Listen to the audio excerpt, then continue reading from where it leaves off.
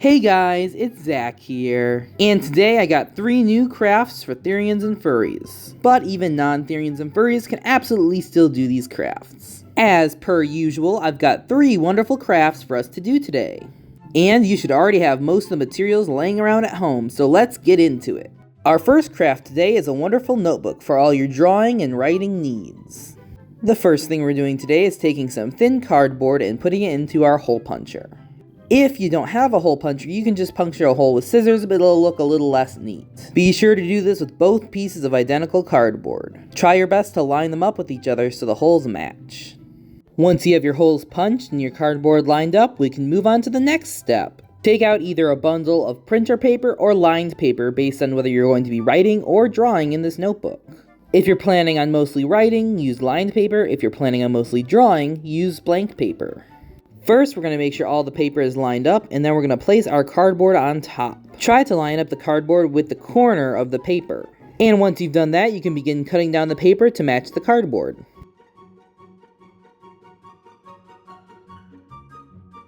Once you're done, your paper should be able to be sandwiched inside the 2 pieces of cardboard without showing on the outside.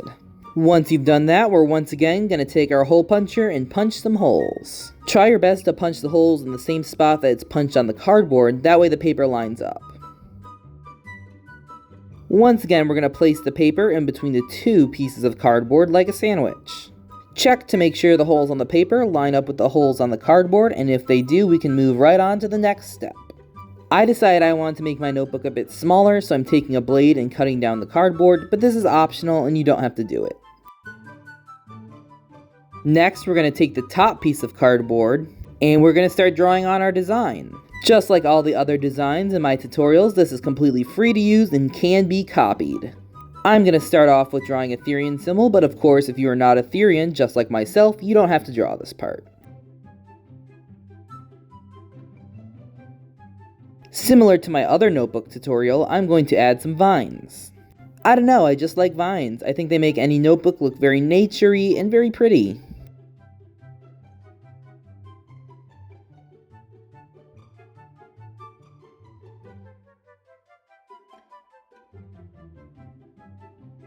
After that, we're going to turn our notebook sideways and start scribbling on some grass. I'm using the same Sharpie as I did for the vines, but you could also use a different colored green Sharpie to give it some different colors and some more depth. You can see here I also decided to go ahead and add some dirt. And one of the last things I decided to add was some lovely stickers. I chose a wolf and a fox, but if you don't have these stickers, just feel free to draw them on. And now to finish off the notebook. To do this, I personally chose to use some orange yarn, but any sort of thread or cord will work also. To start, we're going to take our yarn and poke it through the holes, making sure to get through the paper and both sides of cardboard. And then we're just going to tie a simple knot. I highly recommend to do a double or even triple knot to secure this properly. Also, try not to make the loop too tight. If you make it too tight on accident, you won't be able to flip through your notebook very easily. Once you're finished tying the first one, cut off the extra strands and do the same thing on the other side. Again, double knot or triple knot your yarn, cut off the extra threads, and look at that, we can now open and flip through our notebook. And now you can draw whatever you like in your notebook. I decided to draw a little cat and a little paw. Our next craft today is going to be a cardboard framed paw print.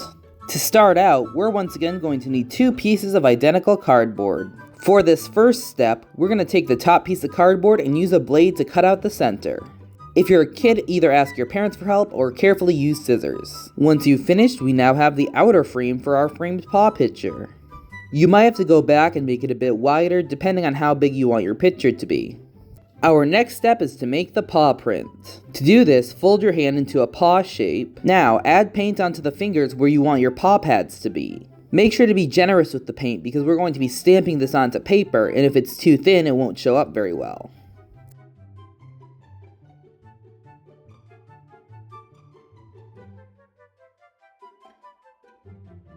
Once you're finished, take a piece of blank printer paper and stamp on your paw. When you're pushing down, rock your hands slightly back and forth. This will make sure every corner of the paint gets on. If it doesn't really look how you want it, or some of the paint didn't stick, feel free to go in with a paintbrush and touch it up.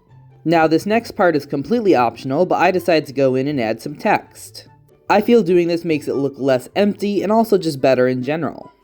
Now, I'm not a Therian myself, but I decided to go in and add the Therian symbol just as an example. I also decided to add some little decorations around the paw. These are just little looped squiggles. And the final step of the drawing, I decided to add some claws. To make all the decorations, I just used a black Sharpie, by the way. Now, take the bottom piece of cardboard that's not cut out and apply a thin line of hot glue. If you add too much hot glue, it'll bleed through the paper and be all bumpy and rigid. But on the other hand, if you add too little, it'll dry before you can even get the paper on. So try and go for just the right amount. It may take some practice. Once you've applied your hot glue, center the paw up to the middle of the cardboard and glue it on. This can be a bit tricky because you can't really see where you're pressing, but try and feel around for the cardboard before you glue and make sure the paw is in the exact center, or else it could risk being off center or cut off by the frame. Once you've glued on your paper, flip it over and take out your scissors. We're just going to take the scissors and trim around the edge. Try and get your scissors as close to the cardboard as possible without actually cutting any of the cardboard. We're just trying to trim off the excess.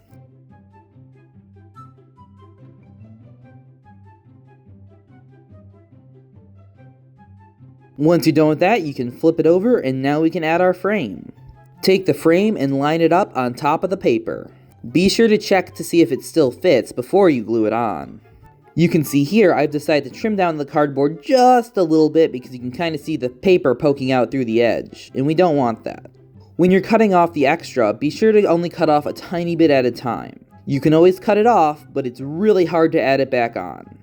So it's much easier just to be super extra careful rather than having to redo it. Now that I've trimmed my picture to the size I want, I'm going to glue it on the frame. You can see here I'm just lining it up to make sure it fits still. And after that, we're going to apply some hot glue right onto the frame. Continue adding hot glue all over the frame until it's all over every corner. Next, very carefully line up your picture and push down. Be sure that if you're doing this upside down like me, your picture is facing down, so when you flip it over, it'll be right side up. If your picture is a little off center, be sure to move it around before the glue dries. Because if the glue dries, you'll have to peel it off entirely and it risks damaging the picture. For our next and final step to make this a displayable picture, we're going to cut out a stand. I'm just deciding to cut out a triangle, but there's multiple different methods to this. Also, for easier gluing, I'm cutting some slits into the back of the triangle where we're going to glue it down so we can fold them over and glue those instead of just a flat edge. Next, we're going to fold out the cardboard in opposite facing directions so we can glue it down. Next, apply some hot glue to those cardboard tabs we folded out and glue it onto the back of the frame. Try and keep it fully centered or else it won't stand up properly. If it keeps falling over, trim the back of the stand a little tiny bit at an angle so it stands up easier. And once you've done that, we've got our frame! This next craft is probably the easiest one in this video. It's a drawstring pouch. To start out, cut out a large fabric circle.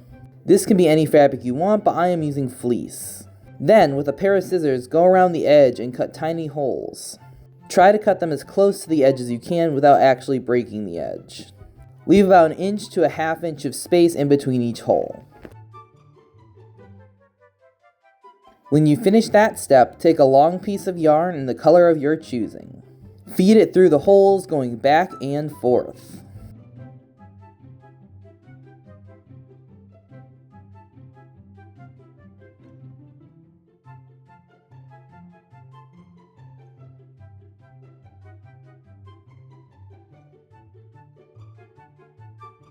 When you're done, you can pull the strings tight and it'll close up the pouch. And for a final touch, you can draw a Therian symbol or whatever you'd like on the bottom. I'm using a paint marker to do this, but you can also just use acrylic paint or even Sharpies if it's a light colored fabric. Some good ideas of things you can put in this pouch are soda tabs if you collect them, shiny rocks, little bones, or any other sort of trinket you can think of that's small enough to fit.